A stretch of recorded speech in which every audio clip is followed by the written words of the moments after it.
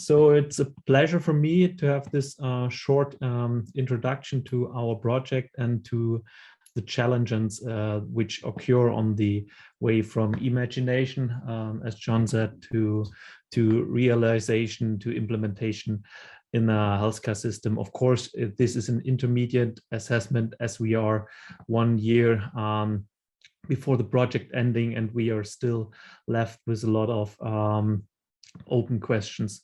So to me, I'm a research group leader for digital health at the TU Dresden, and I am also part of the coordination team for this project I want to introduce today very briefly.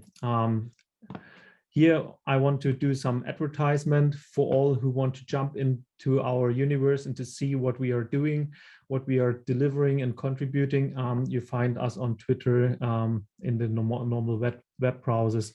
And of course, we have also a new YouTube channel with some nice videos.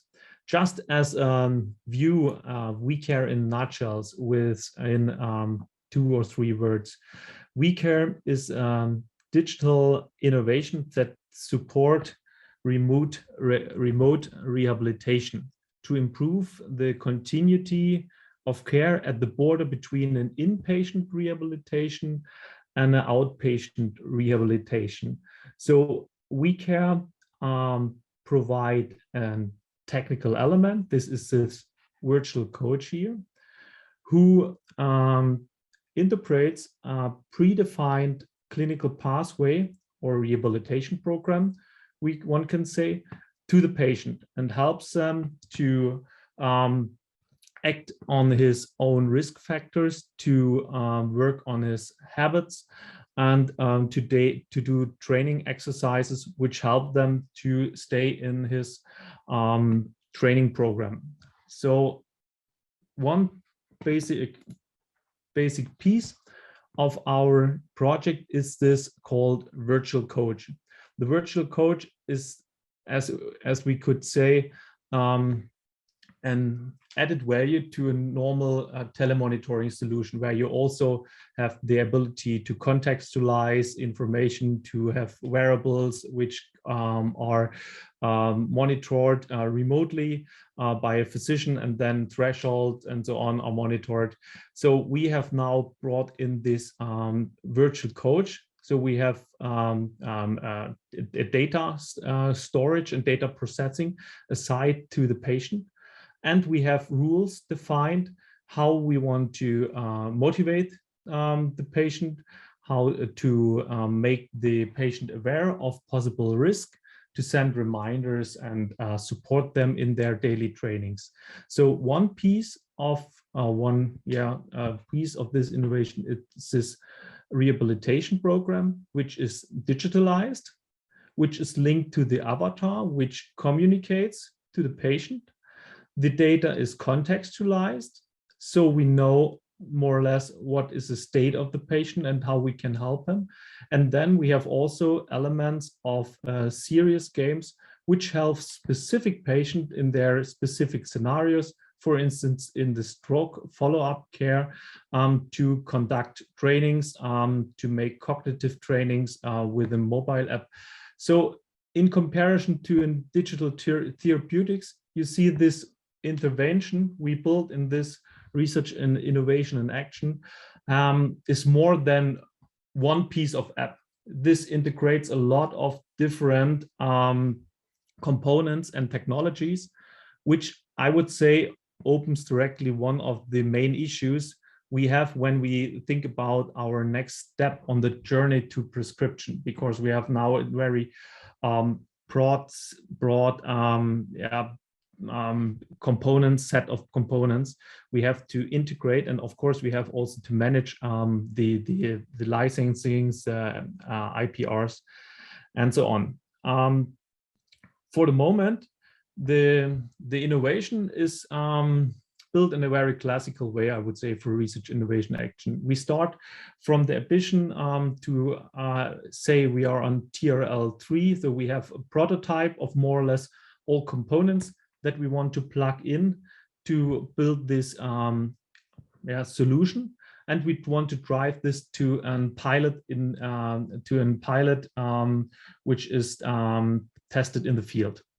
So this is the ambition, and we have a classical concept running from a conceptualization phase over a lab testing phase. Here we implement a tech lab phase and a living lab phase, so a controlled environment in the clinics. And then finally, this is a phase we are now in. We are in the pilot phase, so we are now bringing the solution in the home environments with a test set and see how the people accept and are willing to use this, and of course hopefully how to see if we can improve also the medical outputs here. So having said this, we want to open the discussion later on. What are the challenges for the future and what are the hurdles? I would say I can fill 1 hour when I want to talk about hurdles already on this way. This what we have done in the past. We have built, for instance, a study aside to all the technical stuff, which is still or could be a nightmare to managing 6 different technical partners who have to interact. We have to build a study protocol for the tech lab phase, for the living lab phase, and for the pilot phase. We have to do this clinical evaluation for each part, a reference site. So we have 4 reference sites in place. We have to build an ethical approval. We have to build a data processing agreement to run these current testings. And then, of course, we have to evaluate this. This is, of course, accomplished by IPR management exploitation activities. I only want to put this slide on to illustrate, yes, we are maybe more or less on the halfway to a prescription, but we have already to done a lot of activities to document the innovation, the possible outcomes, and on and so forth. Having said this, we are now 9 months before project end, and Mark asked me to say, well, what are your considerations for the next months if you would think about to consider what are the next what are the steps to be done to come to the market. Of course, we have to discuss about the MDR. As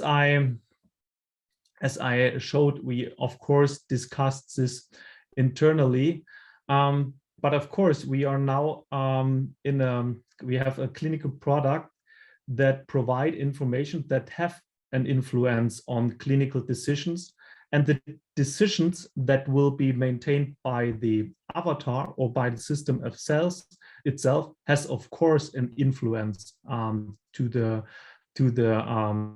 patient.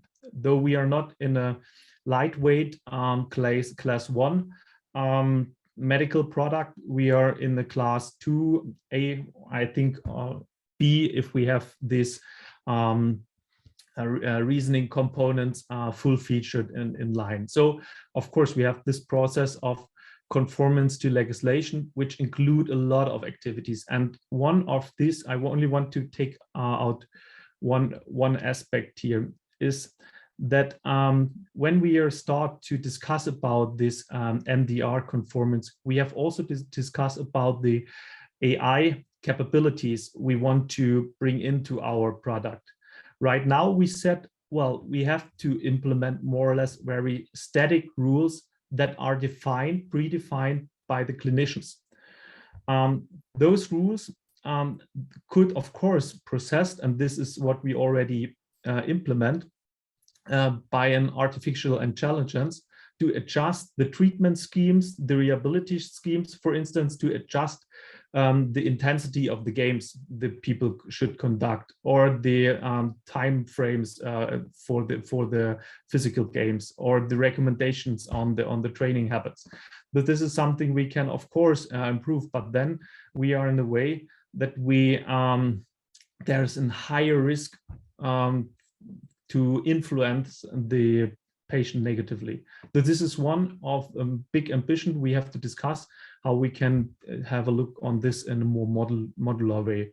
A second aspect, I only bring up 3, though I'm already close to the end, is that we, in Dutch kind of an infrastructural and big block innovation, or I would say intervention, digital intervention, where we link 10 components, we have at least 6 technical partners, and of course medical partners also, who have to do a joint exploitation. Though we have worked already on the foreground and on the background, but now it's a matter on who will be in charge for pushing the exploitation topic, and are we able to manage this group of interest into a joint exploitation team. So this is what we discussed. And you heard, and I said, I'm from Germany.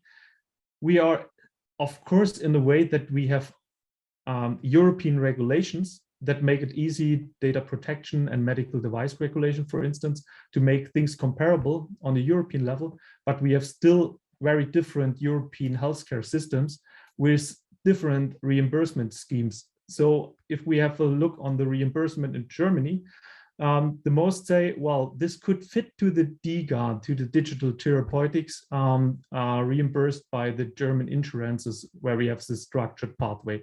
You may know this. But coming up to this, we see that we are here, have the scope on rehabilitation, and rehabilitation is excluded by the law from this DiGA. So we have to find someone who is financing the rehabilitation activities. Rehabilitation activities are financed by the pension funds in Germany, for instance. So this is also the question how we can harmonize so these activities to attract a possible big as possible as big market, and also the key users here to find their strategy. We are doing this. We are supported by the Horizon Result Booster currently, but as you see, we have already investigated a lot of time, 3 years, a lot of money also to build the solution to come into the pilot stage. And you see that only in these 3 areas, we still have a lot of questions, and I excluded here the question for further evidence for a big scale study, which is also needed to go ahead. So I hopefully you enjoyed my very short presentation and the spotlight on some key questions. We have the link to our project, and as I said, the further information you can find here to our project. Thank you for your patience.